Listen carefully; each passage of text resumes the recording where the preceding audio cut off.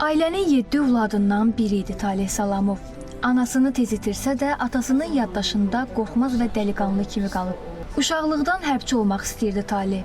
Hərbi xidməti bitirdikdən sonra isə xüsusi təyinatlı hərbi hissədə qulluğunu davam etdirir. 4 günlük geldi. Dedi baba neçə oğlum var dedim 3. Dedi biri olmayanda ne olacak? Ben boşuna düşmedim. Yani bu ne deyir? Sonra boşuna düştüm. Özü seçime, özü yedim yani ki gönüllü her şey. Yani devlet seviyesinde onu çağıran olmuyor hiç yer. Keşfiyatçıydı, çiçek çavuşuydu. Taleh Salamov Laçın və Suqovuşan uğrunda gedən döyüşlərdə iştirak edib. Dəfələrlə düşmən bölmələrinin arxasına keçərək kəşfiyyat işləri aparıb.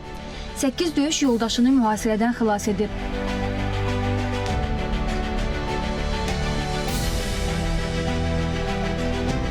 Aynı 27'si sentyabr başlayır muharebe. Oktyabrın 11'i 12'sinde gece Suqovuşanda şəhid olur. Vətən üçün də, anası, bacısı üçün qeyrət üstə, yəni onlar getdilər. Nə deyim, halal olsun. Şəhid Taleh Salamov vətən uğrunda Laçının və Suqovuşanın azad olunmasına görə medalları ilə təltif olunub.